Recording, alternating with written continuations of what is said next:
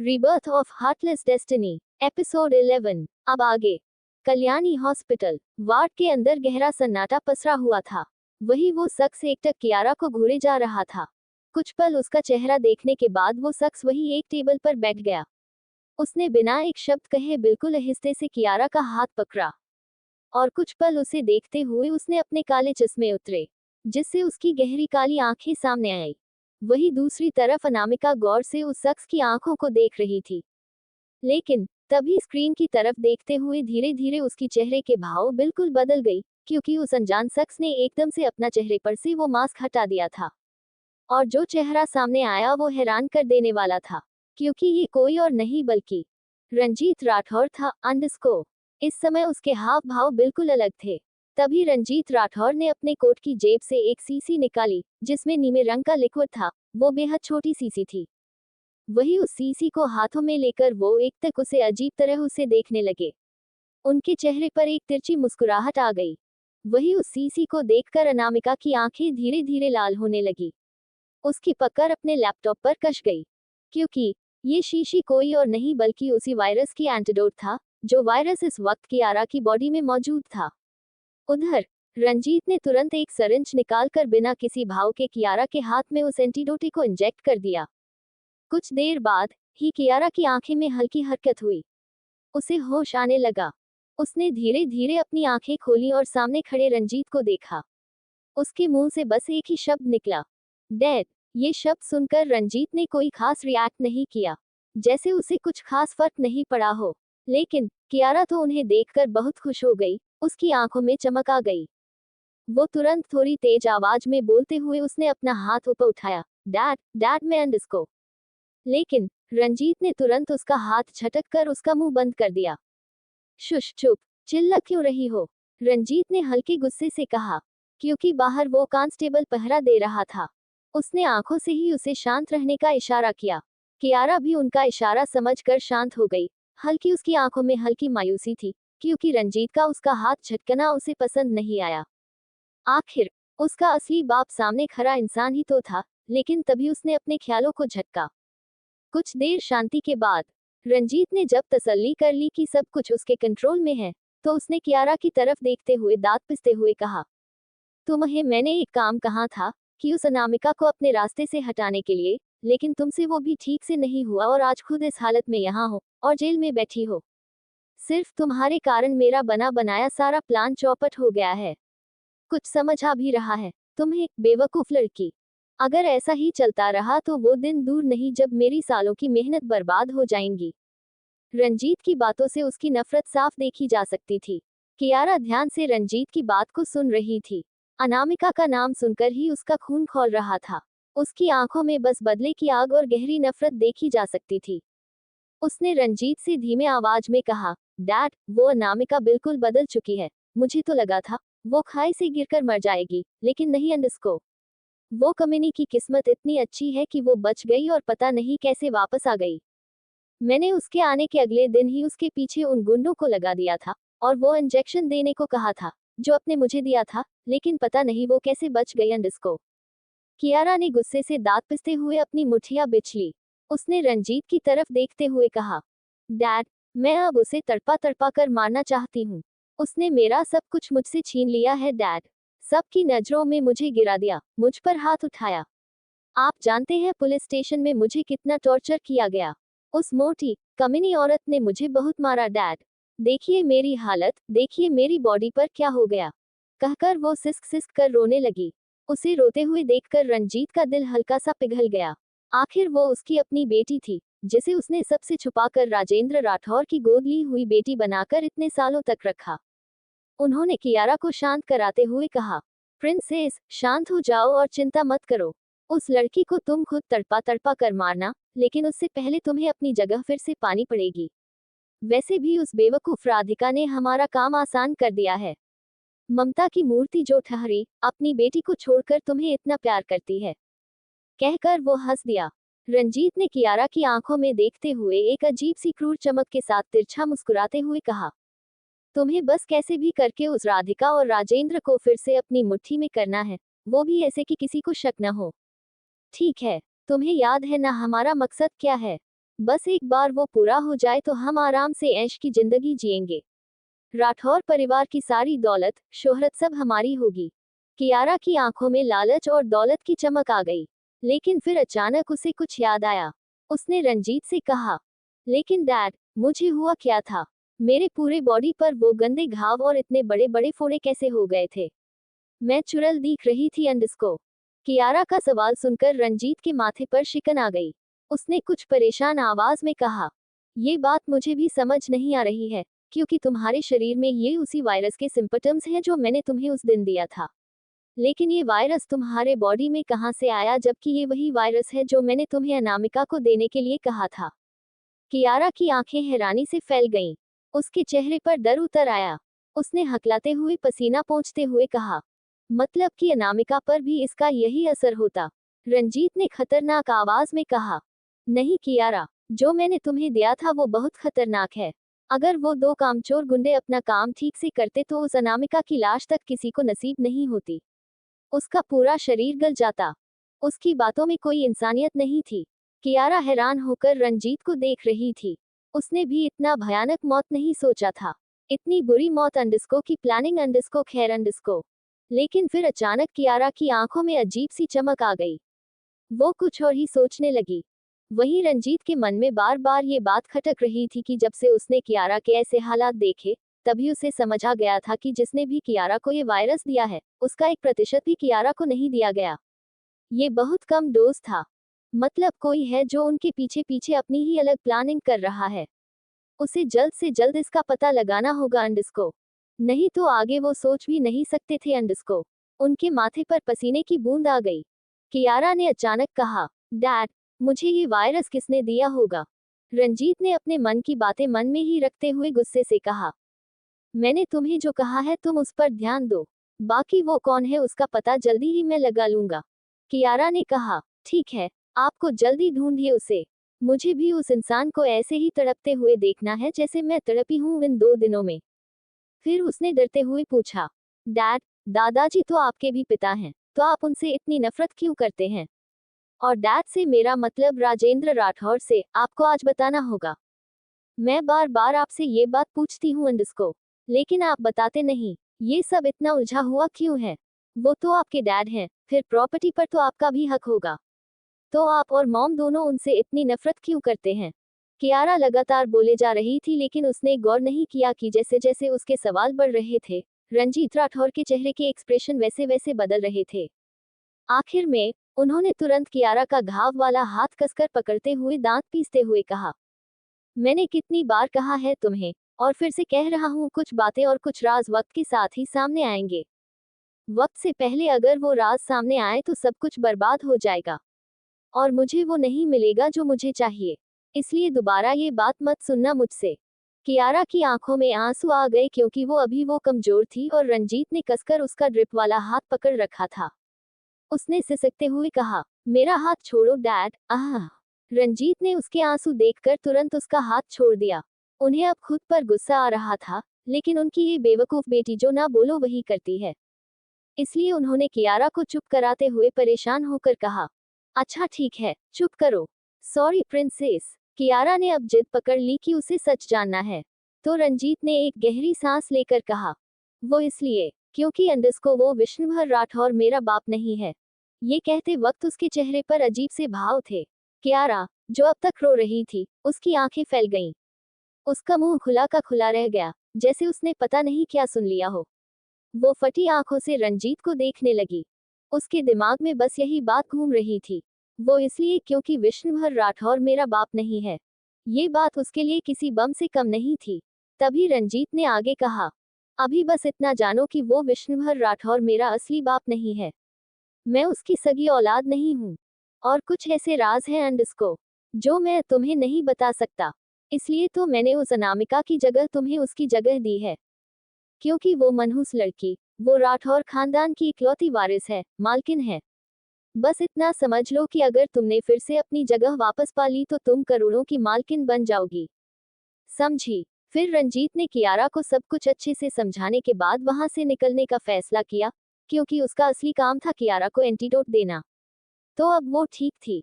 लेकिन दोनों को ही नहीं पता था कि वो बस इस शतरंज के खेल के प्यादे मात्र हैं। उन्हें नचा तो कोई और ही रहा है। वही दूसरी तरफ अनामिका, जिसने शुरू से अंत तक उन दोनों बाप बेटी की सारी बातें सुनी थी।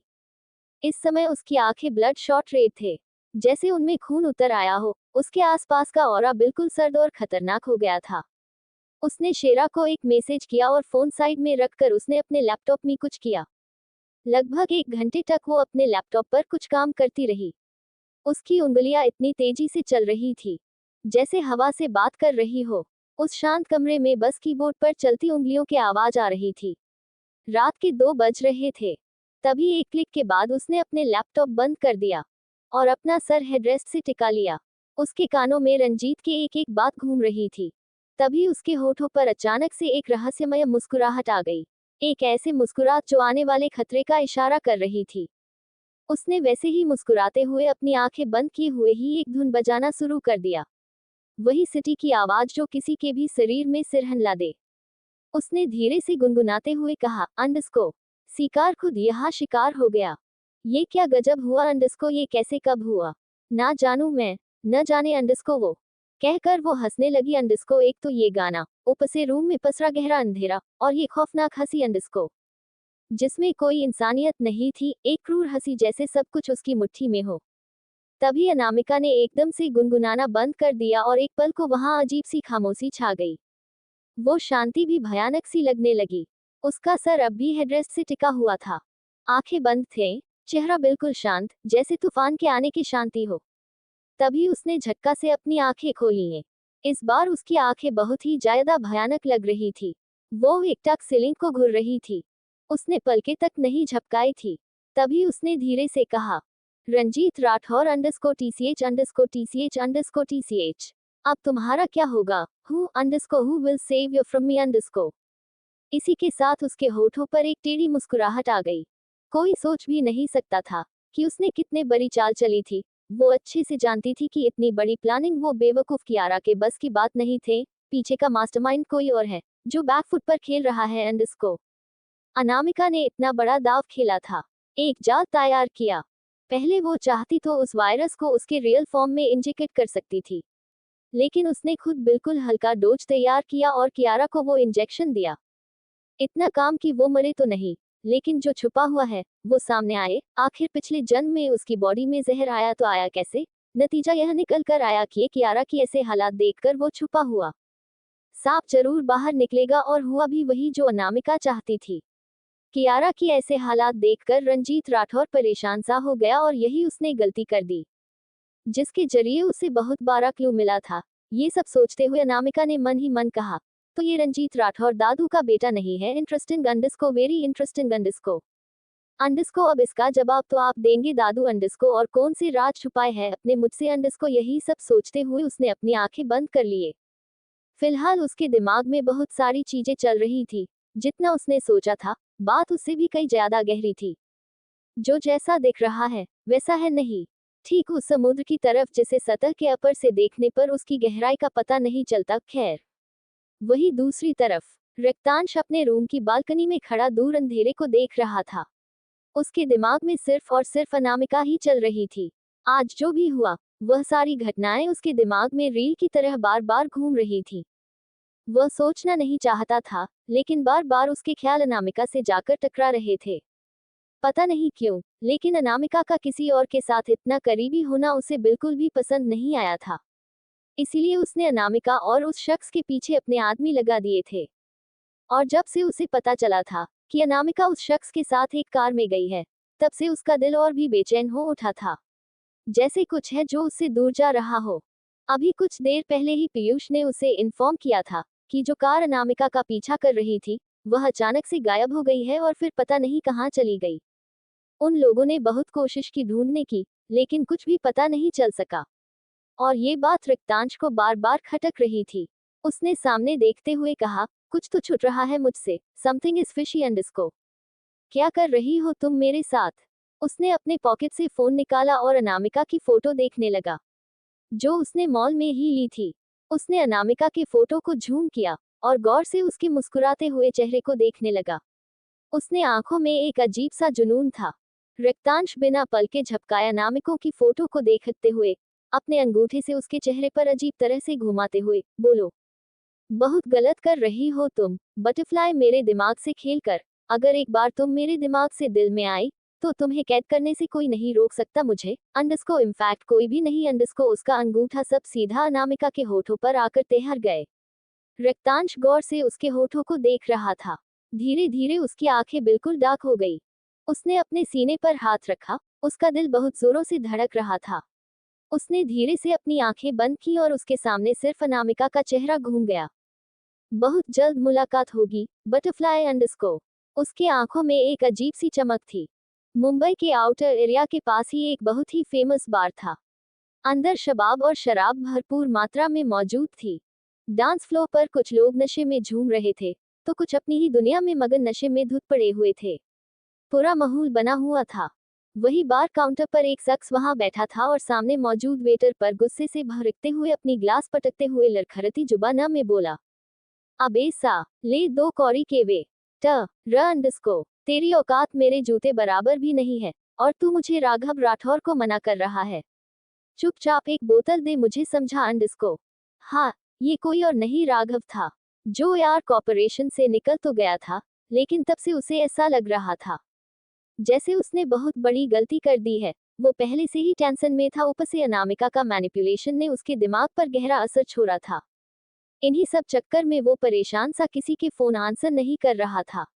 उसने अपना फोन स्विच ही कर दिया और यहाँ आकर टेंशन में उसने बहुत सारी शराब पी ली थी जिससे उसको कोई होश नहीं था और अब वेटर पर ही चिल्ला रहा था। वही वेटर ने डरते हुए उसे देखते हुए कहा, सर अपने ऑलरेडी 4-5 बोतल शराब पी ली ही है, वो भी हाई डोज वाली, अब आप हैंडल नहीं अंडस्को। उसकी बात को बीच में करवा हुए राघव आग बाबूला होकर उठा और उसका कॉलर पकड़ते हुए बिना किसी चेतावनी के उस पर मुके बरसाने लगा। वेटर को कुछ समझने का या खुद को संभालने का मौका तक नहीं मिला और राघव उसके चेहरे पर एक तमाचा मार दिया।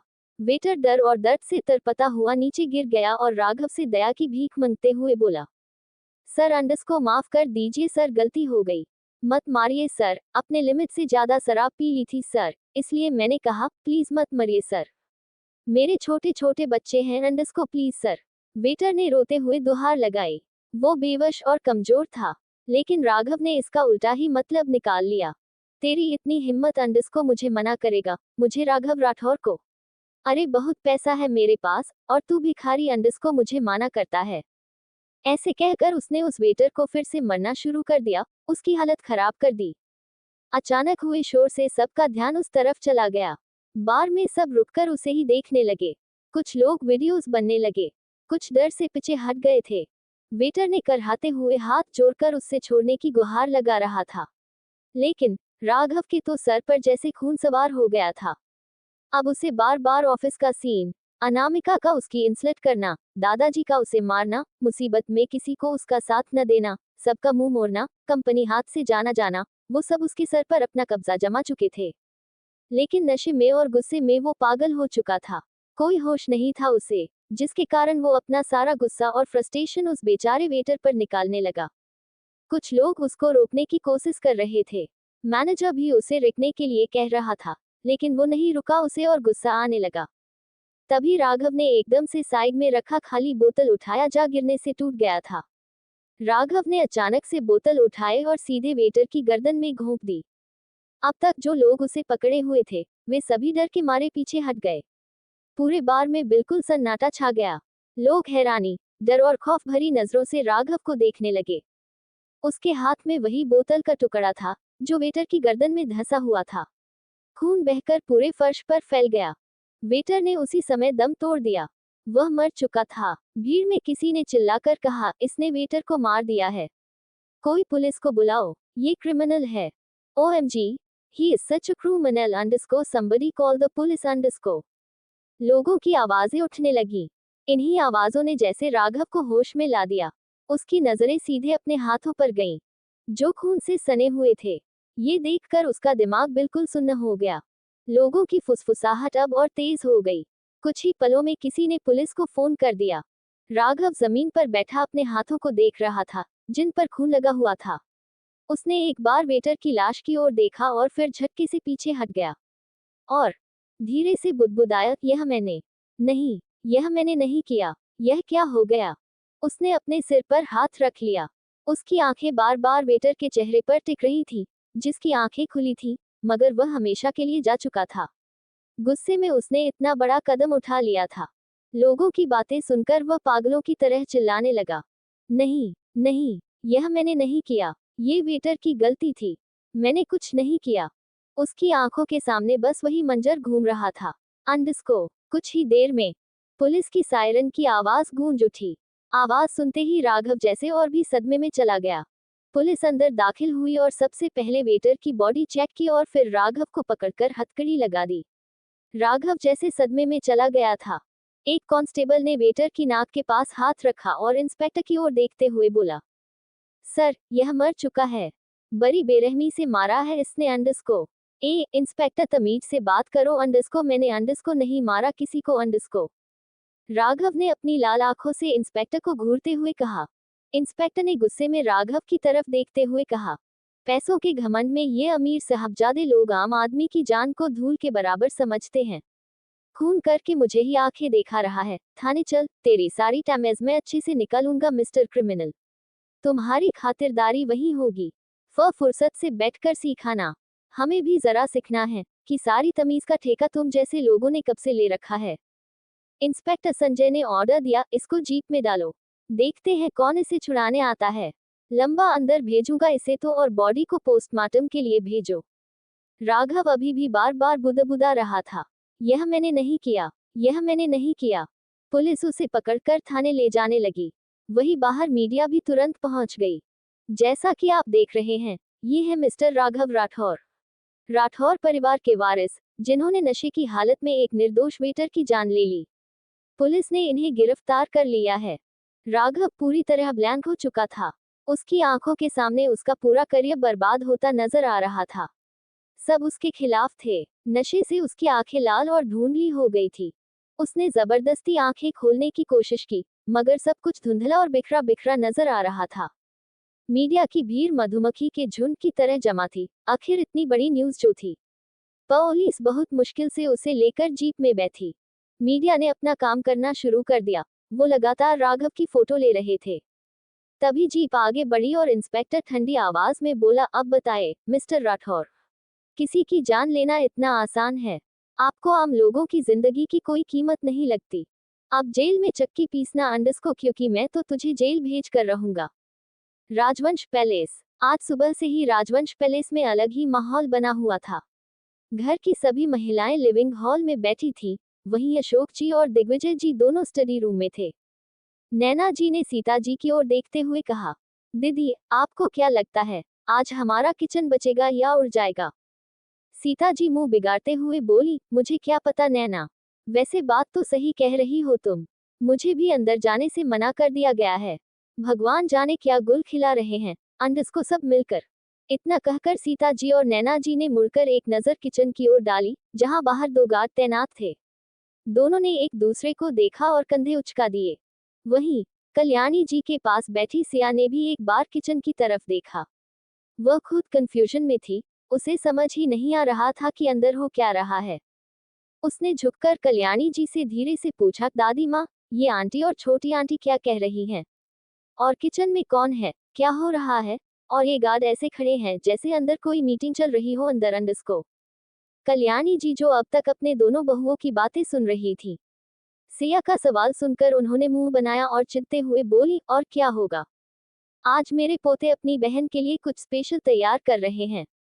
ये दोनों, सीता और नैना, बार बार किचन में झांकने चली जाती थी, तो इन्हें बाहर कर दिया और गार्ड खड़े कर दिए। साफ साफ कहा है कि कोई अंदर न आए। तब से ये दोनों मिलकर मेरे पोतों की चुगली कर रही हैं। मेरे होनहार पोते जरूर अपनी प्रिंसेस के लिए कुछ खास बना रहे होंगे, आखिर रक्षाबंधन जो है। सीता जी और नैना जी का मुंह बन गया। वहीं सिया को ये सब देख हंसी आ गई। उसके लिए ये सब नया था। उसने पहले कभी भाई बहन का इतना प्यार देखा ही कहाँ था। घर पर तो राघव और रेहान दोनों उसके भाई थे, लेकिन कियारा की वजह से वह उन्हें राखी नहीं बांधती थी और वैसे भी ज्यादा अटैचमेंट भी नहीं था। लेकिन यहाँ ये सब बहुत इंटरेस्टिंग लग रहा था। तभी अचानक किचन से धड़ाम अंडस्को की आवाज आई। सब चौंक गए। सीता जी ने सिर पकड़ते हुए कहा, देखा माँ, आपके होनहार पोते मेरे पूरे किचन का सत्यानाश कर रहे हैं। मुझे मदद करने भी नहीं दे रहे, सब खुद ही करना है इन्हें। कल्याणी जी भी इस बार आवाज सुनकर थोड़ा घबरा गईं। उन्होंने धीमे स्वर में कहा, ये नमूनों कहीं मेरी नाक न कटवा देनी है इन्हें, लेकिन अब जब तीर कमान से निकल ही गया है तो पीछे तो हट नहीं सकते। उन्होंने अपने हाव भाव ठीक किए और फिर कड़क आवाज में बोली, अरे तुम लोग भी ना, जहाँ 10 बर्तन होते हैं वहाँ आवाज आती ही है। कुछ गिर गया होगा। अब चुपचाप तैयारियां देखो, शाम को मेहमान भी आने वाले हैं और हमारी प्रिंसेस उठी के नहीं, आज तो उसका ही दिन है। कल्याणी जी ने बात बदल दी। उनकी इस तरकीब पर सिया हंस दी। उनके कहने पर सीता और नैना का ध्यान भी भटक गया। नैना जी मुस्कुराते हुए बोली, माँ, सारी तैयारियां हो गई हैं, बस अनु अभी तक नहीं उठी, शायद देर रात तक जागी थी। कल्याणी जी ने बस सर हिला दिया। वही किचन में अक्षत, वेद, आरव और ईशान चारों अलग अलग कामों में लगे थे। काम कितना हुआ था पता नहीं, लेकिन किचन का कबाड़ा जरूर हो गया था। सारा सामान इधर उधर फैला हुआ था। वो आज खास अपनी बहन के लिए कुछ स्पेशल डिशेस बना रहे हैं। ईशान आज सुबह ही अपनी बिजनेस ट्रिप से लौटा था और आते ही वह भी किचन में घुस गया था। फिलहाल इस वक्त फर्श पर आटे का डिब्बा गिरा हुआ था और आरव ऊपर से नीचे तक पूरा आटे में लिपटा उजला भूत लग रहा था। ईशान और वेद ने उसे देखा और अचानक जोर जोर से हंसने लगे। अक्षत को भी हंसी आ रही थी। वेद ने फौरन अपना फोन निकाला और आरव की तस्वीर खींचते हुए बोला, वाह भाई, आप तो कितने हैंडसम लग रहे हैं। अब मैं इस फोटो को सबूत के तौर पर रखूंगा और सबको दिखाऊंगा। इतना कहकर वह पेट पकड़कर हंसने लगा। आरव गुस्से से लाल हो गया। उसने कुछ कहने के लिए मुंह खोला ही था कि उसके मुंह से आटा निकल आया। ये देख तीनों और भी जोर से हंस पड़े। गुस्से में आरव ने पास रखा टमाटर उठाया और सीधे वेद की ओर फेंक दिया। टमाटर सीधा उसके चेहरे पर लगा। अब हंसने की बारी आरव की थी। वो अब वेद का मजाक बनाते हुए जोर जोर से हंसने लगा। वेद ने उसे एक नजर गुस्से से देखा, फिर अचानक उसके होठों पर टेढ़ी मुस्कुराहट आ गई। उसने तुरंत पास रखा कद्दू उठाकर उसकी ओर फेंका, लेकिन आरव ने उसकी ये हरकत देख ली और तुरंत पीछे झुक गया, जिससे वो कद्दू पीछे खड़े ईशान के माथे पर जा लगा। ईशान ने गुस्से में वेद को घूरा।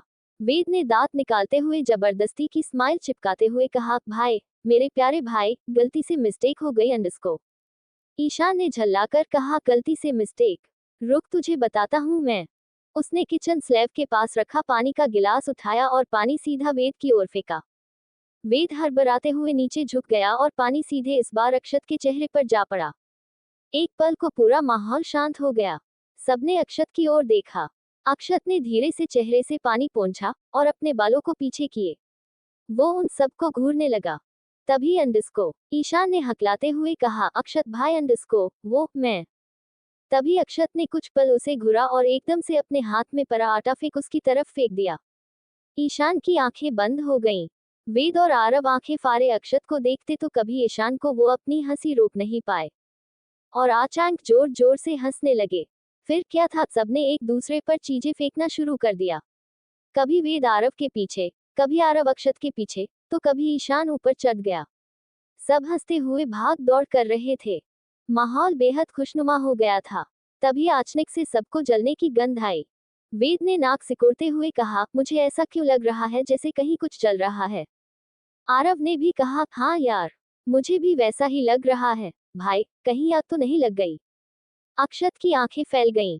उसने तुरंत सबको हटाया और गैस की ओर भागा। वहां उसका रखा आलू की स्टफिंग पूरी तरह जलकर कोयला हो गया था। उसके पीछे ही सब दौड़कर आए। वेद ने सिर पर हाथ रखते हुए कहा, हो गया सत्यानाश। अंडस्को, ईशान ने झांककर कहा, भाई, ये तो कोयला हो गया। अब हम समोसे कैसे बनाएंगे?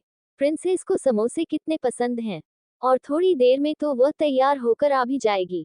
आरव ने भी चिंता जताई, अब तो हमारी नाक कट जाएगी। प्रिंसेस को क्या मुंह दिखाएंगे? कुछ सोचो भाई। अक्षत ने गुस्से से कहा, चुप रहो तुम सब। अब जो हो गया सो हो गया, लेकिन करना तो हमें ही है। अब मेरा मुंह क्या देख रहे हो? जल्दी जल्दी काम पर लगो। आरव, तुम आलू काटो। वेद, दूध उबालो। ईशान, प्याज काटो। जल्दी जल्दी। सब तुरंत जैसे तैसे अपने अपने काम में लग गए। लगभग 1.5 घंटे बाद चारों भाई थके हारे तैयार होकर लिविंग हॉल में बैठे थे। अशोक जी आते ही चेयरफुल अंदाज में बोले, और मेरे लाडलों, कैसी रही किचन की यात्रा? वेद ने हंसते हुए कॉलर ठीक किया और बोला, टेड, फर्स्ट क्लास। अब बस प्रिंसेस का इंतजार है। वैसे भी जब हम चारों भाई साथ में कुछ करें और वो पूरा न हो, ऐसा हो ही नहीं सकता। उसकी बात पर सब मुस्कुरा दिए। तभी सबका ध्यान सीढ़ियों की ओर गया, जहां से अनामिका नीचे आ रही थी। उसने रॉयल ब्लू रंग की अनारकली और चूड़ीदार पहनी थी, जिस पर बेहद बारीक काम किया गया था। नेट का दुपट्टा उसके रूप को और निखार रहा था। वह बहुत खूबसूरत लग रही थी और सबसे खास थी उसकी ओशन ब्लू आंखें। उसने कानों में बड़े ऑक्सीडाइज झुमके पहने थे, खुले बाल जो कर्ल किए हुए थे, वो बेहद प्यारी लग रही थी। वही नीचे आई, सब उसकी ओर देखते ही रह गए। चारों भाई अपनी बहन को प्यार और एडमिरेशन से देख रहे थे। सबके मन में बस एक ही बात आई कि उनकी छोटी सी बहन कितनी प्यारी है, कितनी अडोरेबल है। वो हमेशा उसे प्रोटेक्ट करेंगे। अनामिका ने सभी को देखा और हल्की मुस्कान लिए धीरे धीरे सीढ़ियों से उतरी और जहां उसके भाई उसका बेसब्री से इंतजार कर रहे थे, वह उनकी ओर आई। सीता जी ने तुरंत उसका हाथ पकड़कर अपनी तरफ किया और उसकी नजर उतारी और कान के पीछे काला टीका लगाते हुए बोली, मेरी लाडो, बहुत प्यारी लग रही है, किसी की नजर न लगे। अनामिका मुस्कुराकर बोली, माँ, आपके रहते मुझे किसी की नजर लग भी कैसे सकती है? उसकी बात पर सब मुस्कुरा पड़े। वही सीता जी ने मुस्कुराते हुए कहा, अच्छा अच्छा ठीक है, चलो अब जल्दी से अपने भाइयों को राखी बांध दो। वेद ने नाटक करते हुए तुरंत कहा, हाँ छुटकी, जल्दी बांधो, बहुत भूख लगी है मुझे। सभी को उसकी नौटंकी देखकर हंसी आ गई और अनामिका ने बस सिर हिला दिया। कुछ देर बाद सभी एक लाइन में सोफे पर बैठे हुए थे। अनामिका ने अच्छे से थाल सजाए और सबसे पहले उसने अक्षत को राखी बांधी। अक्षत ने मुस्कुराते हुए उसका हाथ थामा। फिर उसने कुछ कागज निकालकर अनामिका के हाथों पर रखते हुए कहा, प्रिंसेसे। अनामिका ने हैरानी से उन कागजों को देखा। देखते ही वह थोड़ी हैरान रह गई, क्योंकि अक्षत ने उसे पूरा का पूरा एक आइलैंड गिफ्ट किया था। वही आइलैंड जहां तरह तरह की जड़ी बूटियां उगाई जाती थी। अनामिका ने सोचा था कि वह यह आइलैंड पहले ही खरीद लेगी, लेकिन अक्षत ने उसे गिफ्ट कर दिया। ये देखकर वह चौंक गई, लेकिन कुछ बोली नहीं। अक्षत ने उसके हैरान चेहरे को देखते हुए मुस्कुराकर कहा, बस एक छोटा सा तोहफा है, अब इसके लिए तुम मना नहीं करोगी? अनामिका कुछ बोल नहीं सकी। उसके बाद उसने ईशान को राखी बांधी। ईशान ने अनामिका को एक खूबसूरत रूबी का नेकलेस गिफ्ट किया। सीता जी ने उसे देखते हुए कहा, ये तो वही ब्लू रूबी की नेकलेस है, न जो उसने ऑक्शन में किसी ने खरीद लिया था। बात यह थी कि वही नेकलेस किसी रानी का था, जिसे ऑप्शन में ईशान ने अनामिका के लिए पहले ही खरीद लिया था। ईशान ने कहा, हाँ मोम, ये मैंने प्रिंसेस के लिए लिया है, तुम्हें पसंद है न प्रिंसेस? अनामिका ने हल्की मुस्कान के साथ कहा, बहुत खूबसूरत है ये भाई। ईशान को अब जाकर संतुष्टि हुई। अब बारी थी आरव की। उसने मुस्कुराते हुए अनामिका को लिमिटेड एडिशन की नई लॉन्च हुई बाइक गिफ्ट की चाबी गिफ्ट की, जो अभी तक मार्केट में आई भी नहीं आई थी। यह उसकी पहली कॉपी थी। आरव ने कहा, प्रिंसेस, तुम्हें बाइक चलाना बहुत पसंद है ना? तो अब से हम दोनों इसी बाइक पर रेस करेंगे। अनामिका ने कहा, बिल्कुल भाई, और हर बार की तरह आप हारेंगे। आरव ने हंसते हुए कहा, ठीक है, देखते हैं। अब सबकी नजर अब वेद पर गई कि वह क्या गिफ्ट देगा। वेद ने जल्दी से अपना हाथ आगे बढ़ाते हुए कहा, चलो जल्दी जल्दी बांधो, बहुत भूख लगी है। अनामिका तुरंत बोली, क्या जल्दी है भाई, मुझे भी तो भूख लगी है। फिर उसने मुस्कुराकर वेद को राखी बांधी। वेद ने भी उसे एक बेहद खूबसूरत और लिमिटेड एडिशन की घड़ियों का पूरा कलेक्शन गिफ्ट किया और उसके साथ चॉकलेट्स का एक पूरा डब्बा जो बहुत खूबसूरत से डेकोरेटेड था। और रही बात घड़ियों की, तो अनामिका को घड़ियों का बहुत शौक था। सीता जी ने सबके तोहफे देखते हुए कहा, वाह, लगता है मेरे बच्चे बारे समझदार हो गई है। सीता अंडस को ये आवाज गेट की तरफ से आई। सबने मुड़कर देखा तो चौंक गई। राजवंश पैलेस के गेट पर एक कपल खड़ा था। वही उस कपल को देखकर सभी के आंखों में हैरानी और खुशी थी। सबसे ज्यादा अगर कोई खुश था तो वो सीता जी थी। अब क्या देखते ही रहोगे या अंदर बुलाने का भी इरादा है? गेट पर खड़ी उस एलिगेंट लेडी ने अपने हाथ बांधते हुए सीता जी की तरफ देखते हुए अपनी मुस्कान दबाए और नकली गुस्सा दिखाते हुए कहा। वहीं उसकी बात सुनकर सीता जी मुस्कुराई और तेजी से उसकी तरफ बढ़ते हुए बोली, तुम्हें अंदर आने से पहले पूछने की जरूरत कब से पड़ गई मेरी कन्नू? कन्नू सुनते ही वहां खड़ी लेडी यानी कनिका ओबरॉय का मुंह बन गया। वही सीता जी उसके पास पहुंचते ही उसे गले लगा लिया। कनिका ने मुंह बनाते हुए कहा, यार ये कन्नू बोलने की आदत तेरी जाएगी नहीं। अगर किसी ने सुन लिया तो क्या कहेंगे लोग? यही कहेंगे कि मैं अपनी एकलौती दोस्त को उसके निक नेम से बुला रही हूँ अंडस्को। उसकी बात पर सब हंस पड़े। सीता जी ने कनिका से अलग होते हुए उसका हाथ पकड़कर अंदर लाते हुए कहा, मैं तुझे कन्नू ही बोलूंगी, समझी? चाहे तू बुढ़ी ही क्यों न हो जाए। वहीं गेट पर खड़ा एक शख्स खुद को नजरअंदाज होते देख चिढ़ गया। उसने कहा, लगता है मुझे खुद ही अंदर आना पड़ेगा। ये दोनों सहेलियां तो मिलते ही मुझे भूल जाती हैं। आखिर मैं भी इनका दोस्त हूँ, कोई आउटसाइडर नहीं। अरे बेखुरदार, आपके लिए हम हैं ना। अशोक जी वहां आते हुए उसके कंधे पर हाथ रखकर मजाकिया लहजे में बोले। वो शख्स यानी कुणाल ओबरॉय भी मुस्कुराते हुए बोला, हाँ वो तो है, वरना ये औरतें जब भी मिलती हैं तो हमें भूल जाती हैं। इनकी कॉलेज वाली आदत आज भी गई नहीं। दरअसल सीता जी और कनिका जी दोनों कॉलेज टाइम से ही बेहद अच्छे दोस्त थे। वही अशोक जी और कुणाल जी भी अच्छे दोस्त थे। इन चारों ने लव मैरिज की थी। कनिका पिछले कुछ सालों से रशिया में थी। अब जब उन्हें पता चला कि सीता जी भी इंडिया आ गई है, तो वो लोग भी यहाँ आ गए। अशोक जी उसकी बात सुनकर हंस पड़े। वहीं सीता जी और कनिका जी ने पलटकर दोनों को घूरा, तो दोनों के मुंह बंद हो गए। आखिर बीवी का डर किसे नहीं होता। अच्छे अच्छों की बोलती बंद हो जाती है। खैर अंडस्को। अब सब लोग लिविंग हॉल में आ चुके थे। कुणाल और कनिका जी ने आगे बढ़कर दिग्विजय जी और कल्याणी जी के पैर छुए। कल्याणी जी ने उन्हें गले लगाते हुए कहा, अरे अरे, तुम लोग तो मुझे बूढ़ा ही बना दोगे। अभी तो मैं जवान हूँ। वही ये सुनते ही वेद तुरंत बीच में कूद पड़ा। हाँ हाँ मेरी डार्लिंग, आप तो अभी भी जवान हैं। कनिका आंटी और मॉम की छोटी बहन लगती हैं आप तो। वेद की बात सुनकर सब मुंह दबाकर हंसने लगे।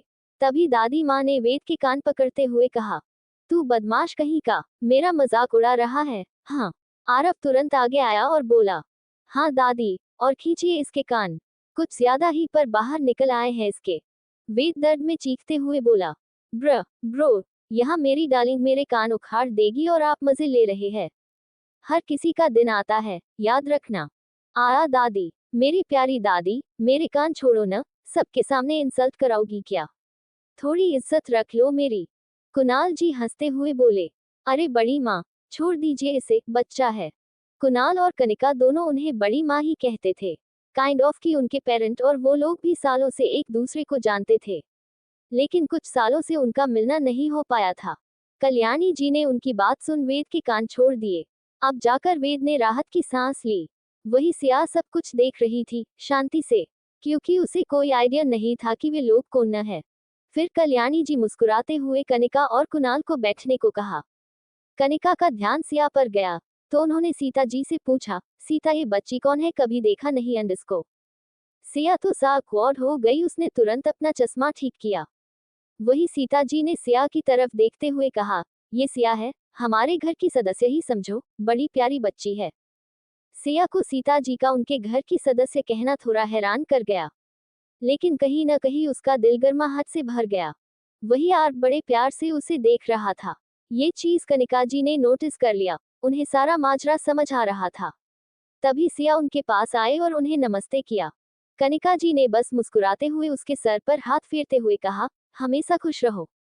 सीता, मैं तो कहती हूँ इतनी प्यारी बच्ची को हाथ से नहीं जाने देना चाहिए।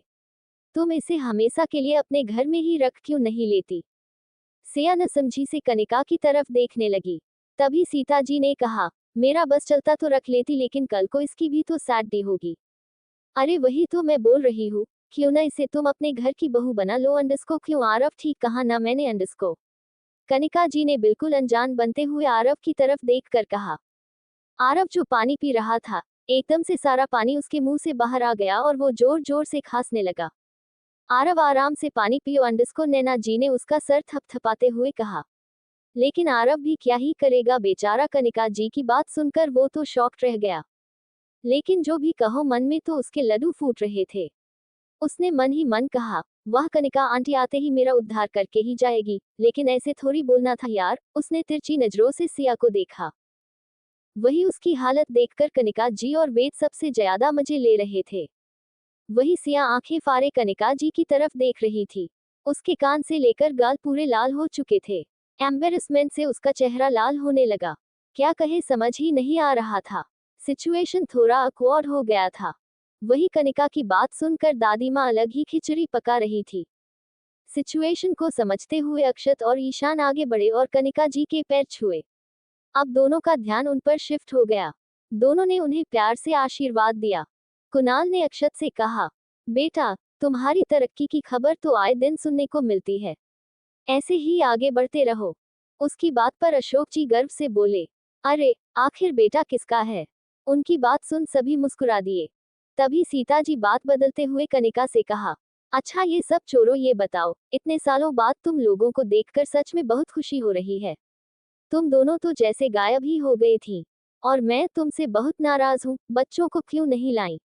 वो कहाँ है? सुहानी कहाँ है? कितने सालों से उसे देखा नहीं। तूने तो जैसे बच्चों को छिपा ही दिया है। और बाकी सब लोग कहाँ हैं?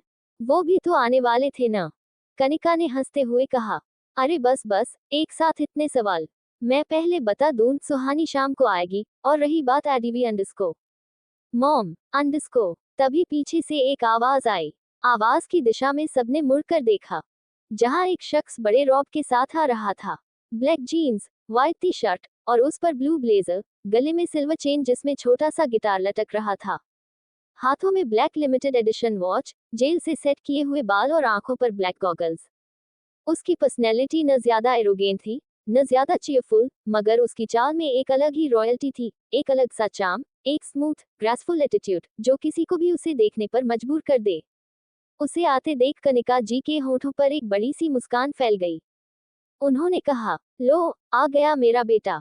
अद्विक। वही अद्विक गेट पर खड़ा हल्की मुस्कान के साथ अपने कदम अंदर बढ़ाते हुए मन ही मन बोला, आखिरकार मैं अपने ससुराल पहुंच गया। Underscore welcome to my own ससुराल मिस्टर एडविक ओबरॉय अंडरस्को। उसने खुद से खुद की ही तारीफ करते हुए कहा, लेकिन चेहरे के एक्सप्रेशन न्यूट्रल थे।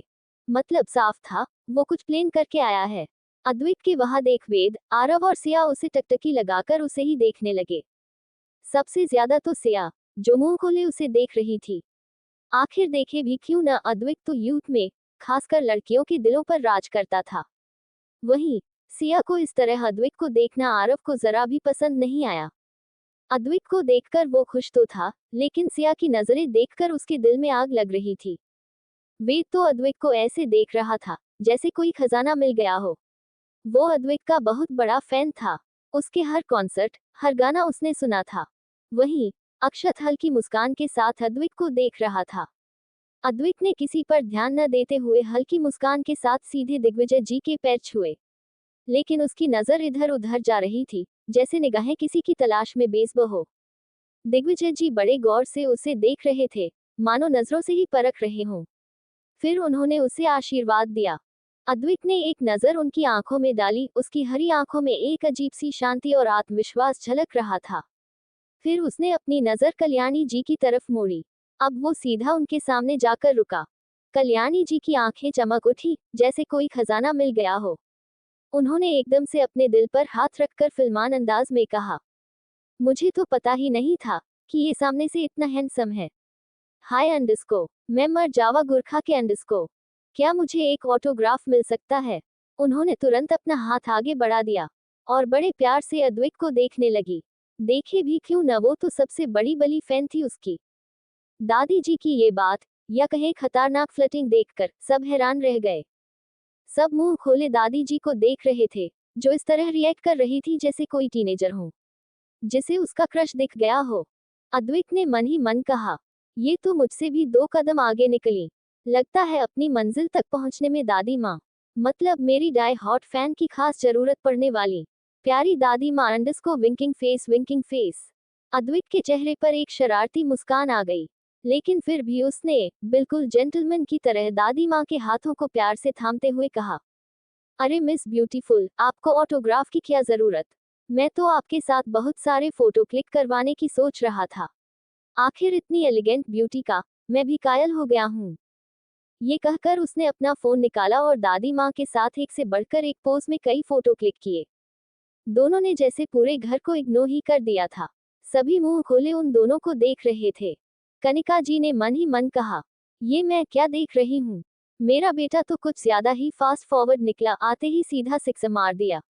वाह बेटा अंडरस्को। वहीं दिग्विजय जी उन दोनों को देखकर जल रहे थे। उन्होंने गुस्से से नजरें छोटी करते हुए अंडरस्को कहा, बस बस बहुत हुआ अद्विक बेटा अंडरस्को, अब सबसे तो मिल लो अंडरस्को। उन्होंने अद्विक बेटा पर ज्यादा जोर दिया। अद्विक ने बिना उनकी तरफ देखे उन्हें इग्नोर कर दिया जैसे कोई हवा हो। दादाजी का चेहरा देखने लायक था। कुछ देर बाद वो अद्विक सबसे मिल चुका था और फिलहाल वो अक्षत के पास बैठा था, क्योंकि वो और अक्षत और ईशान अच्छे दोस्त थे। तभी कनिका जी ने सीता जी से कहा, क्या तुम मुझे अपनी प्रिंसेस से नहीं मिलाओगी, मुझे भी तो मिलना है उससे। कहा है वो, मैं तो मिली ही नहीं हूँ। वही प्रिंसेस का नाम सुनकर अद्विक के कान खड़े हो गए। सीता जी ने कहा, अरे हाँ, मैं तो भूल ही गई। मैं तुझे अभी मिलवाती हूँ अपनी इकलौती प्रिंसेस से और मेरी लाडो से, यही तो है वो। कहते हुए उन्होंने पीछे देखा, जहां अनामिका नहीं थी। सबने इधर उधर देखा। तभी अशोक जी ने कहा, प्रिंसेस अभी तो यही थी, कहाँ गई। तो अक्षत ने सीता जी को देखकर कहा, मॉम, वो उसे एक कॉल आया था, वही अटेंड करने गई है। आती ही होगी। आती ही होगी नहीं, आ गई। ईशान ने सामने देखते हुए कहा, जहां से अनामिका आ रही थी। वही अद्वैत की निगाहें जैसे उस पर अटक सी गई। उसने ऊपर से नीचे तक उसे देखा, फिर उसकी निगाहें उसके चेहरे पर आकर अटक गई। अंडस्को। वही अनामिक ने आते ही कहा, अंडस्को माँ, वो अंडस्को। लेकिन तभी उसकी ओशन ब्लू आंखें अद्वैत की हेजल ग्रीन आंखों से टकराई। वक्त जैसे वही रुक गया। अनामिका और अद्वैत दोनों एक दूसरे को देख रहे थे। एक की आंखों में हैरानी और दूसरे की आंखों में इंटेंसिटी साफ नजर आ रही थी। अद्वैत एक तक बिना पल के झपकाए अनामिका को ऊपर से नीचे तक देख रहा था, जैसे उसके अलावा यहाँ कोई मौजूद ही न हो। उसकी नजरें उसकी ब्लू अनारकली पर जाकर रुकी, फिर धीरे धीरे नजरें उसके ओशन ब्लू आंखों से होते हुए उसकी छोटी सी नाक पर टिकी। फिर एकदम से अद्वैत का ध्यान अनामिका के गुलाबी गुलाब की पनखुरी जैसे होठों पर रुक सी गई। उसकी सांसें हल्की तेज हो गई। वो इतनी खूबसूरत लग रही थी। वही अनामिका जो हैरान थी अद्वैत को यहाँ देखकर, उसकी आंखों के सामने न चाहते हुए कल रात की सारी यादें फिर से घूमने लगी। वो नजदीकी अद्वैत की बातें, उसकी जुनूनी आंखें, जिसमें जो भी था बस उसके लिए था। और अब वो खुद यहाँ मौजूद है, हालांकि कहीं ना कहीं हल्की ही सही, लेकिन उसके भी दिल में हल्की सी चिंगारी तो उठी थी। न चाहते हुए भी उसका ध्यान बार बार अद्वैत पर ही अटक रहा था। उसे अब खुद पर ही गुस्सा आ रहा था। वो नहीं चाहती थी कि उसके दिल में अद्वैत के लिए कोई फीलिंग आए, लेकिन न चाहते हुए भी कुछ तो था जो आगे बढ़ चुका था। खैर, वही अद्वैत तो बस उसके चेहरे के हर बनते बिगड़ते एक्सप्रेशन को गौर से नोटिस कर रहा था। उसके होठों पर एक बेशमी भरी कुटिल मुस्कुराहट आ गई, जैसे उसे पता हो कि वो क्या सोच रही है। अद्वैत उसे इंडियन वे में पहली बार देख रहा था, और उसकी नजरें जो टिकी हुई थी उस पर, वो तो अब हटने का नाम ही नहीं ले रही थी। जो अनामिका भी बखूबी महसूस कर रही, उसने एकदम से उस पर से अपनी नजरें उससे फेर ली। लाडो, इधर आओ और इनसे मिलो, सीता जी ने उस अपने पास बुलाते हुए कहा। अबिक की मुस्कुराहट और गहरी हो गई। उसने उसे देखते हुए मन ही मन कहा, स्पार्कल, बिल्कुल सही नाम दिया है मैंने तुम्हें। मेरी जिंदगी की रोशनी अंडस्को मन तो कर रहा है कि अंडस्को। उसने एक लंबी गहरी सांस ली, जैसे खुद के इमोशन को कंट्रोल कर रहा हो, और कशकर अपनी आंखें बंद कर ली। तभी उसके कानों में पास चूड़ियों की खनक के साथ उसे अपने चेहरे के पास हल्का सा स्पर्श महसूस हुई। इसी के साथ एक हल्की सी खिलखिलाहट की आवाज आई, और इस एहसास को महसूस कर उसके चेहरे पर हैरानी आ गई। उसने झट से अपनी आंखें खोली और सामने देखा तो चौंक गया, क्योंकि अनामिका ठीक उसके बगल में बैठी उसे मुस्कुराते हुए उसे देख रही थी। वो चुड़ैया की प्यारी सी खनक के साथ उसकी मुस्कुराहट जैसे अद्वैत को पागल करने के लिए काफी थी। उसने एक लंबी सांस ली और कुछ कहना चाहा, लेकिन तभी अनामिका ने अचानक उसके होठों पर अपनी उंगलियां रख दी, और उसके चेहरे के बेहद करीब आकर उसे अपनी नीली आंखों से प्यार से निहारन लगी। उसकी उंगलियों को अपने होठों पर महसूस करते ही अद्वैत की सांसें हल्की सी तेज हो गईं। उसके चेहरे पर एक सुकून भरी गहरी मुस्कान आ गई। वह अपनी नशीली आंखें खोलते हुए सामने अनामिका की नशीली आंखों में देखते हुए बोला, आज क्या बात है स्पार्कल, तुम कुछ अलग लग रही हो। वैसे तो हमेशा भागती रहती हो, मुझसे भी और मुझे भी भगाती रहती हो, लेकिन आज आपके मिजाज कुछ बदले हुए नहीं लग रहे, कुछ तो वजह है इसकी। अनामिका के होठों पर हल्की सी मुस्कुराहट और गहरी हो गई। वह उसी मुस्कान के साथ उसके चेहरे की तरफ झुकते हुए उसके होठों को देखते हुए बोली, गुड ऑब्जर्वेशन मिस्टर रॉकस्टार, इरादे जैसे भी हो मेरे पर फिलहाल नेक तो कहीं से भी नहीं है। उसकी बात सुन अद्विक के दिल की धड़कनें तेज हो गई, जैसे अभी निकल कर बाहर आ जाएगी। उसकी स्पार्कल उसके इतने करीब है, वो कैसे खुद को काबू में रखे भला अंडस्को। अद्विक ने अचानक अनामिका के सिर के पीछे अपना हाथ रखा और जैसे ही उसके होठों के करीब बढ़ा, तभी उसे ऐसा महसूस हुआ जैसे कोई उसे बहुत दूर से पुकार रहा हो। अद्विक, अद्विक। हाँ, इसके साथ ही अद्विक अपनी ख्यालों की दुनिया से बाहर आया। उसने सामने देखा तो सब लोग उसे ही देख रहे थे। उन्हें चेहरे पर अजीब सी उलझन थी। उसने इधर उधर नजरें घुमाई तो देखा अक्षत उसे आवाज दे रहा था। वहीं सामने अनामिका उसकी माँ यानी कनिका जी के बगल में बैठी थी। कनिका जी उससे बहुत प्यार से बातें कर रही थी। अब जाकर अद्विक को समझ में आया कि जो वह अभी अभी सोच रहा था, वह सब वाइल्ड इमेजिनेशन थी। उसके होठों पर एक गहरी मुस्कान उभर आई। उसने मन ही मन अनामिका की ओर देखते हुए कहा, उफ, मेरी वाइल्ड इमेजिनेशन और मेरी स्पार्कल अब दिमाग में भी घुस कर बैठी है। अनामिका को अपने ऊपर अद्विक की नजरों की तपिश साफ साफ महसूस हो रही थी। उसने तिरछी नजरों से उसकी ओर देखा, जो उसे एकटक देखे जा रहा था। लेकिन जैसे ही अनामिका ने उसकी तरफ देखा, अद्विक ने तुरंत अपनी आंखें उनकी। अनामिका की आंखें हल्की सी बड़ी हो गईं।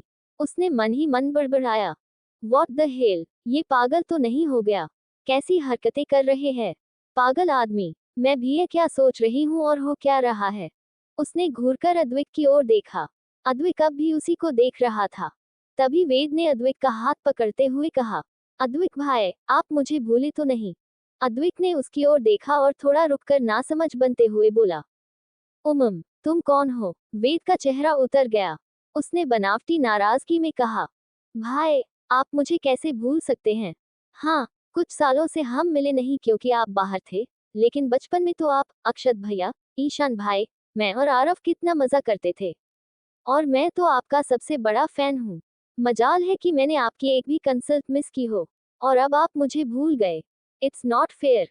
वह छोटे बच्चे की तरह शिकायत करने लगा। अद्विक ने भी मुस्कुराते हुए कहा, छोटे तू भी कोई भूलने की चीज है? उसकी बात सुनकर सब हंस पड़े। सच ही तो था, बचपन में सब साथ ही थे, फिर काम और जिम्मेदारियों के कारण मिलना जुलना कम हो गया था। अनामिका सब बातें सुन रही थी। उसे समझ आ रहा था कि इस घर में आने से पहले से ही अद्विक का उसके भाइयों से गहरा रिश्ता रहा है। खैर, उधर कनिका ने अनामिका का हाथ पकड़कर प्यार से कहा, सीता, सच में ये तो चांद का टुकड़ा है। बहुत प्यारी बच्ची है। सीता जी उनकी बात सुनकर मुस्कुरा दी। अब बेटी की तारीफ हो और माँ खुश न हो, ऐसा टिबोरी हो सकता है? लेकिन कनिका जी कुछ अलग नजरों से अनामिका को देख रही थी। उन्हें अनामिका का अंदाज और ओरा किसी रानी की तरह लग रहा था जो वह थी भी। वहीं अनामिका जो कुछ सोच रही थी, कनिका जी के यूं अचानक हाथ पकड़ने से हल्का सा चौंक गई। हालांकि उसे किसी अनजान व्यक्ति का स्पर्श पसंद नहीं था, लेकिन कनिका जी से उसे एक अलग ही अपनापन महसूस हो रहा था। खैर, इसलिए उसने ज्यादा कुछ नहीं कहा, बस हल्का सा मुस्कुरा कर रह गई। कुछ देर बाद सभी लोग डाइनिंग टेबल पर बैठे थे। अनामिका अपनी सीट पर बैठी थी, पर उसके चेहरे पर हल्की सी हैरानी थी। वहीं अशोक जी, सीता जी, दादा दादी और बाकी सभी के चेहरों पर मुस्कान थी। कनिका और कुणाल भी हैरानी से डाइनिंग टेबल की तरफ देख रहे थे। अद्विक ठीक अनामिका के सामने बैठा था और बड़े प्यार से उसे निहार रहा था। पर यहाँ सिचुएशन कुछ अलग थी। अनामिका के सामने रखे सारे व्यंजन थोड़े थोड़े अलग लग रहे थे। जैसे उसके पसंदीदा समोसे हल्के जले हुए थे, खीर रखी थी, पनीर की सब्जी और पूरी, जिनके आकार पूरी से ज्यादा नक्शा लग रहा था, गोल तो बिल्कुल नहीं, लेकिन साथ में सलाद रखी थी जिसे प्यारे प्यारे आकारों में सजाया गया था। कोई टेडी टू कोई कुछ अंडस्को। बेसन के लड्डुओं की खुशबू बहुत अच्छी आ रही थी। उधर अनामिका के चारों भाई पीछे खड़े थे। उनके चेहरों पर हल्की सी घबराहट थी, कभी अपनी बनाई डिश को देखते तो कभी अनामिका का चेहरा। वेद तो अपने नाखून चबाते हुए धीरे से आरव की कोहनी में हल्का सा धक्का मारकर बोला, आरव, चुटकी को पसंद तो आएगा ना? देख न, तुझे वो वाले समोस कुछ ज्यादा ही फ्राई हो गए नहीं लग रहे हैं? आरव ने सामने देखा और सिर हिलाते हुए कहा, वेद, मुझे भी ऐसा ही लग रहा है। नैना जी ने अपनी मुस्कान दबाते हुए कहा, प्रिंसेस, ये सारी चीजें आपके भाइयों ने मिलकर बनाई है, खाकर बताए अंडस्को। अनामिका ने हैरानी से पीछे मुड़कर अपने चारों भाइयों को देखते हुए कहा, आर यू सीरियस भाई? मतलब अपने सच में मेरी डिमांड पूरी की है? डिमांड कैसी डिमांड प्रिंसेस, अशोक जी ने कहा। वही सबके दिमाग में भी यही बात चल रही थी। लेकिन अद्विक वो तो गुस्से से प्लेट को घूर रहा था। उसे इस बात की जलन हो रही थी कि उसकी स्पार्कल उसके होते किसी और से डिमांड कर रही है। ये उसकी बर्दाश्त के बाहर था। तभी उसने ऐसा कुछ किया कि सब आंखें बड़ी किए उसे देखने लगे। अंडस्को अंडस्को अद्विक जिसे ये बात बिल्कुल एक नहीं लगी या कह सकते हैं उसे जलन हुई। वो गुस्से से सामने देख रहा था। उसने एकदम से अपने हाथ में पड़ा चम्मच नीचे गिरा दिया। बाकी सबका ध्यान उसकी तरफ चला गया। सीता जी ने कहा, अद्विक, क्या हुआ, आपको आचा नहीं लगा खाना? अंडस्को कोई परेशानी तो नहीं? अंडस्को अद्विक ने बस न में सर हिला दिया। लेकिन उसकी तिरछी नजरें अनामिका पर बनी हुई थी। लेकिन वो तो खुद में ही बिजी थी। उसने उसकी तरफ देखा भी नहीं। अद्विक का मुंह बन गया। वो चिढ़ते हुए मन में बोला, जब मैं साथ में रहता हूँ तो ये ऐसे दूर भगती है जैसे मुझ में कांटे लगे हैं। अभी देखो मेरी तरफ देख भी नहीं रही। It's not fair sparkle अंडस्को। उसने सामने देखा जहां अक्षत, फिर ईशान, आरव और वेद चारों मिलकर उसे प्यार से खाना खिला रहे हैं। अब तो उसकी पकड़ उसके चम्मच पर मजबूत हो गई। हालांकि वो तो उनके भाई थे, लेकिन फिर भी अब जलन हो रही है तो हो रही है। तभी एकदम से उसका ध्यान सामने रखे जग पर गया जहां जूस रखा था। उसकी आंखों में एकदम से चमक आ गई।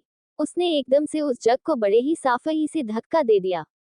जिसमें सारा जूस था वह अचानक टेबल पर छलक कर गिर गया। चूंकि अनामिका सामने बैठी हुई थी और लगभग उसका खाना हो ही चुका था, तभी सारा जूस जाकर अनामिका की ड्रेस पर गिर गया, उसकी गोद में। वह एकदम से उठी। अक्षत और ईशान भी तुरंत उठ गए।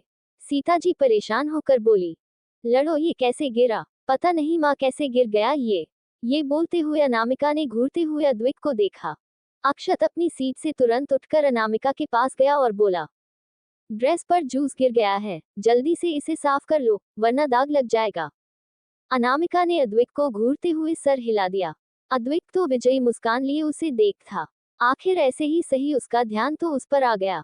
तभी उसका ध्यान जग पर गया जो अनामिका के सामने था और लुढ़कते हुए नीचे गिरने वाला था जहां वो खड़ी थी। अद्विक की मुस्कान एकदम से गायब हो गई। वो तेजी से उठा ही था कि वो कांच का जग नीचे गिरा और अनामिका, जिसका ध्यान अपने कपड़ों पर था, कुछ टुकड़े उसके पैर में चुभ गए।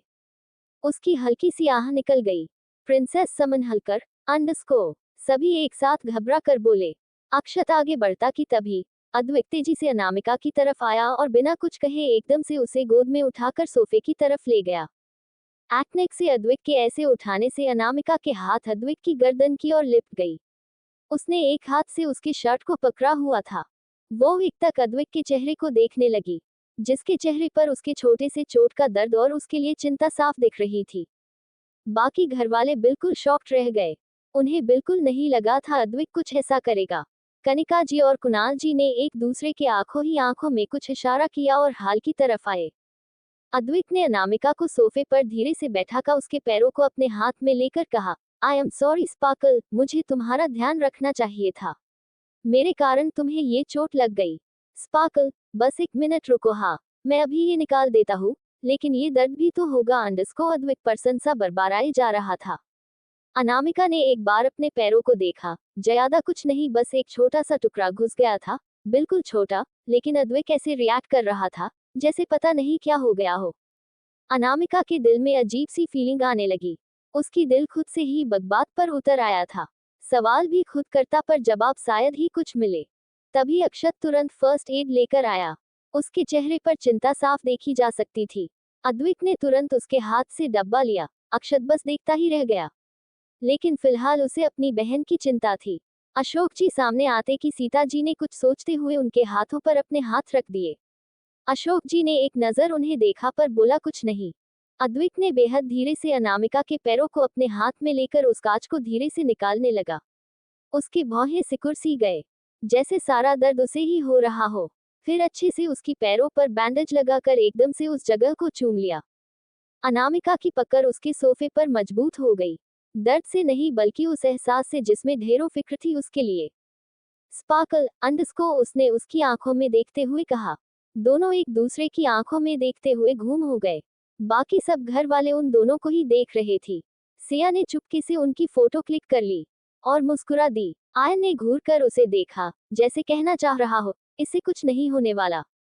सिया ने उसे एक इग्नोर लुक दिया, जैसे कह रही हो आप चुप रहिए सीनियर। चश्मिश अंडस्को तुम मिलो मुझे अकेले में फिर बताता हूँ। इधर दादी माँ ने गला साफ करते हुए कहा, बस भी करो, क्या अब आंखों में घुसने का ही इरादा है? जरा आसपास भी तो दोनों अंडस्को और सिंगलों पर तरश खाओ। वेद ने बीच में कहा, दादी माँ दाल में कुछ काला लग रहा है। बेटा मुझे तो पूरी दाल काली लग रही है। दादी माँ ने वैसे ही शक भरी नजरों से उन दोनों को देखते हुए कहा। दोनों डिटेक्टिव मोड में आ गए थे। अनामिका एकदम से होश में आई। तभी दादी माँ ने उस शक भरे एक्सप्रेशन के साथ पहला सवाल अद्वैत की तरफ देखते हुए कहा, स्पार्कल, हु तुमने अभी प्रिंसेस को स्पार्कल कहा? अशोक जी ने अद्वैत की तरफ देखते हुए शक भरी नजरों से कहा, क्या तुम दोनों एक दूसरे को जानते हो? अनामिका, जिसका ध्यान अद्वैत पर था, उसने एकदम से अपने डैड को देखा, फिर दादी माँ को अंडस्को। वो कुछ एक्सप्लेन करती की तभी अभिक ने एकदम से अनामिका का हाथ हक से पकड़ते हुए बिना किसी झिझक के कहा, हाँ मैं तो स्पार्कल को बहुत आचे से जानता हूँ। इनफैक्ट जानना क्या है, हम दोनों एक दूसरे को जानते हैं, और मैं तो उससे अंडस्को। अनामिका, जो अपना हाथ थामे अद्वैत के हाथों को देख रही थी, जो अद्वैत ने बड़ी ही मजबूती से हक से थमा हुआ था, उसने उसकी बात पूरी होने से पहले ही अद्वैत के हाथों में अपने नैलस चुभा दिए। अद्वैत ने एकदम से अपने हाथों को देखा, फिर उसकी नजरें सीधे अनामिका की नजरों से जा मिली, जैसे वो कहना चाह रही हो, अपना मुंह बंद रखिए, कुछ भी गंदा बोलने की या बकवास कहने की जरूरत नहीं है। अद्वैत ने कंफ्यूजन से उसे देखा, उसके हिसाब से वो तो सही ही बोल रहा है। वही बाकी घर वाले तो सदमे में थे। ये हो क्या रहा है? अनामिका का हाथ पकड़े अद्वैत को देखकर कुछ लोग, खासकर अशोक जी, दादाजी, ईशान और आरव सभी गुस्से से उसे देख रहे थे। वही कनिका जी, दादी माँ और वेद सिया, ये लोग अलग ही ख्याली पुलाव पका रहे थे। तभी अद्वैत की आवाज आई, जो बड़ी ही बेशर्मी के साथ अनामिका की आंखों में देखते हुए कहा, स्पार्कल तुम मुझे नेल्स क्यों चुभा रही हो? ये कोई समय है ऐसे हरकतों का? अगर तुम्हारा मन मुझे किस टंग आउट अंडस्को। चुप रहिए आप अंडस्को। अनामिका अब और नहीं सुन सकती थी। उसकी सहन शक्ति इस इंसान के सामने आखिरी लिमिट तक पहुंच चुकी थी। किस, ये शब्द सुनते ही पूरे डिनिंग हॉल में शांति छा गई, जैसे पता नहीं क्या हो गया है। अद्वैत की बात सुनकर सबकी आंखें फटी की फटी रह गईं और मुंह खुले के खुले रह गए। दादी, वेद, सिया, आरव, अशोक जी, सीता जी, सभी को एक पल जैसे समझ ही नहीं आया कि उन्होंने जो सुना वह सच था या फिर उनके कानों का धोखा। वही कनिका जी ने कुणाल को घूरते हुए कहा, देखो, ये लड़का बिल्कुल तुम पर गया है बेशर्मी में। कुणाल ने मुंह बनाते हुए जवाब दिया, अब इसमें सारा दोष मेरा तो नहीं, हम दोनों बराबर के जिम्मेदार हैं। आखिर 9 महीने तुमने ही पाला है उसे, तो आधे गुण तो तुम्हारे भी गए होंगे ना। अब भुगतो। कनिका जी ने उसे गुस्से से घूरा। वहीं उनके ठीक बगल में खड़ी सिया को एकदम से हंसी आ गई। उधर अनामिका गुस्से से अद्वैत को घूरे जा रही थी। उसने झुंझलाते हुए दांत पिसते हुए कहा, ये क्या उल जलूल बातें कर रहे हैं आप? सबके सामने जरा भी शर्म नहीं है आपको? अद्वैत ने अजीब सा चेहरा बनाते हुए कहा, इसमें शर्म की क्या बात है? जो बात है सो है। क्या तुमने सुना नहीं, जिसने की शर्म उसके फूटे कर्म। और फिलहाल मैं किसी भी शर्म वाले मूड में नहीं हूँ स्पार्कल। ये क्या खुसुर फुसुर चल रही है? दादी माँ ने आंखें छोटी कर उन दोनों को घूरा। तभी विष्णुवर जी ने अपनी छड़ी पटकी और बोले, ये क्या हरकत है? और तुम हमारी पोती के इतने करीब क्यों खड़े हो? उन्होंने गुस्से से अद्वैत को घूरा। अद्वैत को देखकर उन्हें अजीब सी झुंझलाहट हो रही थी। वही हाल अशोक जी का भी था। अशोक जी जल्दी से आगे बढ़े और अनामिका को अपनी ओर खींचते हुए सीने से लगाकर गुस्से में बोले, तुम्हारी हिम्मत कैसे हुई मेरी प्रिंसेस से ऐसी बातें करने की? और ये स्पार्कल क्या है? अरे चुप रहिए अशोक, सीता जी ने बीच में बोलते हुए अनामिका को अपनी ओर खींच लिया। अशोक जी तो अपने खाली हाथों को देखते रह गए, जैसे किसी ने उनसे कोई कीमती चीज छीन ली हो। सीता जी ने अनामिका के गालों पर हाथ रखकर प्यार से पूछा, लाडो, तुमने कभी बताया नहीं कि तुम और अद्वैत, मतलब तुम दोनों एक दूसरे को पसंद करते हो, या तुम्हारी जिंदगी में कोई है? ये क्या बात हुई? अब तुम अपनी माँ से बातें छुपाने लगी हो? उनका मुंह बन गया। हाँ, बिल्कुल सही कहा सीता बहू ने, दादी माँ ने सहमति जताई। इतने में वेद और आरव भी बीच में आ गए। दोनों ने एक साथ कहा, मतलब सच में तुम दोनों पहले से एक दूसरे को जानते हो? तभी दादी माँ ने एकदम से कनिका का हाथ पकड़ते हुए कहा, हमें ये रिश्ता मंजूर है। कनिका को एक पल समझ ही नहीं आया कि वो क्या कहे। अनामिका, जो सबकी बातों से पहले ही परेशान थी, दादी माँ की ये बात सुनकर दंग रह गई। उसकी आंखें फैल गईं। वह हैरानी और गुस्से में झुंझलाहट के मारे बोली, कौन सा रिश्ता मंजूर है? ये हो क्या रहा है यहाँ? आप लोग बातों को कहाँ से कहाँ ले जा रहे हैं? मैंने कब कहा कि मुझे इनसे शादी करनी है या मैं इनके साथ इन्वॉल्व हूँ? मुझसे भी तो पूछ लीजिए आप लोग। लेकिन किसी ने फिलहाल उस पर ध्यान नहीं दिया। ये सब इस इंसान की वजह से हो रहा है। इतना कहकर अनामिका ने गुस्से में अद्विक को हल्का सा धक्का दिया। अद्विक जमीन पर गिर गया। लेकिन उसी पल किसी ने अनामिका का हाथ पकड़कर उसे अपने पास बिठा लिया। अनामिका के बगल में देखा जहां अक्षत खड़ा उसे ही देख रहा था। प्रिंसेस, क्या बाबरा रही हो? अंडस को उसने पूछा। अनामिका चौंक कर होश में आई और इधर उधर देखा, जहां सब लोग अद्विक के पास खड़े थे। दादी, वेद, सीता जी, यहाँ तक कि आरव भी अद्विक को घेरे हुए थे। उसने गहरी सांस ली और मन ही मन सोचा, क्या मैं अब तक अपने ही दिमाग में कोई ख्याली पुलाव पका रही थी? अनामिका ने एक गहरी सांस ली, लेकिन इतनी जल्दी उसे इन सब चीजों से छुटकारा कहाँ मिलने वाला था। अभी तो ये बस शुरुआत थी। उधर कल्याणी जी के मन में कुछ और ही खिचड़ी पक रही थी। उन्होंने एक नजर अद्विक पर डाली, जो उन्हें हमेशा से पसंद था। फिर एक नजर अनामिका पर, और कुछ सोचकर मुस्कुरा दी। उनकी वही मुस्कान अनामिका ने साफ साफ देख ली। उसे पता था कि उसकी दादी के खुराफाती दिमाग में जरूर कुछ उल्टा सीधा चल रहा है। हुआ भी वैसा ही। कल्याणी जी ने तुरंत अद्विक का हाथ पकड़कर उसे अपने पास बैठाते हुए बेहद प्यार से कहा, बेटा जी, आपने अभी तक कुछ खाया भी नहीं है, ये स्नैक्स ट्राई कीजिए, आपको पसंद आएंगे। अद्विक भी मुस्कुराते हुए उनसे बात करने लगा। वहीं सीता जी और नैना जी भी अद्विक की खातिरदारी में लगी थी। कोई उसे जूस दे रहा था तो कोई मिठाई, जैसे वो इस घर का ऑफिशियल दामाद हो और अपनी दामाद ट्रीटमेंट एंजॉय कर रहा हो। अशोक जी ने थोड़ा झुकते हुए दादाजी की तरफ देखा और धीमे से कहा, डैड, आप देख रहे हैं ना? दादाजी ने भी अद्विक को घूरते हुए कहा, हाँ, तो तुझे क्या लगा मैं अंधा हूँ? बूढ़ा होगा तू। अशोक जी सकपका गए, फिर बनावटी हंसी हंसते हुए बोले, अरे डैड, आप भी ना अच्छा मजाक करते हैं। मैं तो बस ये कह रहा था कि सामने क्या सीन चल रहा है। दादाजी ने सामने देखते हुए बस हूँ कहा। अनामिका हैरानी से अपनी फैमिली को देख रही थी, जो अद्विक की इतनी परवाह कर रहे थे जैसे वो उनका भविष्य का दामाद हो। उसने अद्विक को घूरते हुए मन ही मन कहा, कुछ ज्यादा ही चालू इंसान है ये, मक्खन लगाना कोई इनसे सीखे।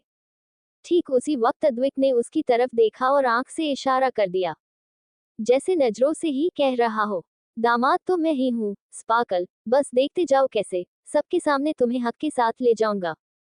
अपनी बनाकर अनामिका ने बिना कुछ कहे नजरें फेर ली और सीढ़ियां चढ़कर ऊपर चली गई। उसे पता था कि अब सभी का सारा ध्यान इस बिन बुलाए लुटेरे रॉकस्टार पर चला गया है। उसने अक्षत को कुछ इशारा किया और ऊपर चली गई। अक्षत ने सर हिला दिया। इधर अद्विक ने तिरछी नजरों से सीढ़ियों की तरफ देखा और फिर आराम से सबकी अटेंशन एंजॉय करने लगा। उसे कोई जल्दी नहीं थी। ऊपर कमरे में जाकर अनामिका ने गुस्से में दरवाजा खोला और बड़बड़ाते हुए बोली, पता नहीं अपने आप को क्या समझते हैं, एक बार मना कर दिया फिर भी सड़क छाप छिछोरों की तरह पीछे पड़े हैं। ऊपर से मेरे घरवाले इन्हें जैसे दामाद ही मान बैठे हैं, जैसे ये लोग मुझे अभी से विदा कर देंगे। हद होती है। अपने ही शब्दों पर झुंझलाकर वो बालकनी में आई, थोड़ी खुली हवा महसूस की और एक लंबी सांस ली। तभी उसके फोन पर एक नोटिफिकेशन पॉपअप हुआ। उसने फोन उठाया और एक न्यूज हेडलाइन पर उसकी नजर टिक गई। वो कुछ पल तक बिना किसी भाव की स्क्रीन देखती रही। जाने माने बिजनेसमैन राघव राठौर ने किया हत्या।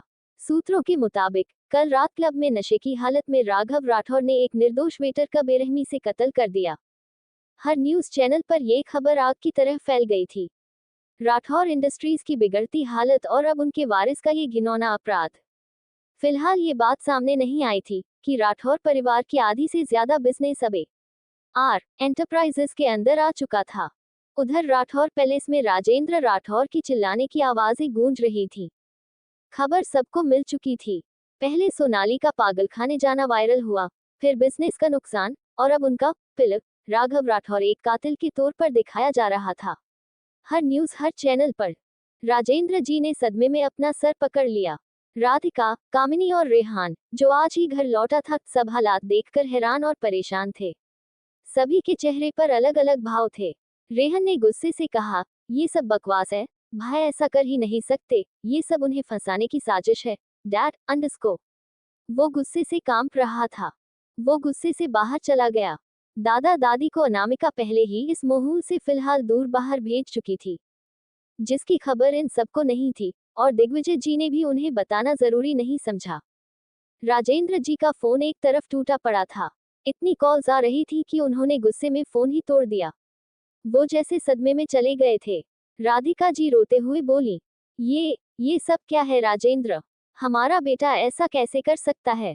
ये झूठ है अंडस्को, मैं नहीं मानती अंडस्को। आपके मानने न मानने से सच बदल तो नहीं जाएगा। आपका बेटा कातिल है अंडस्को।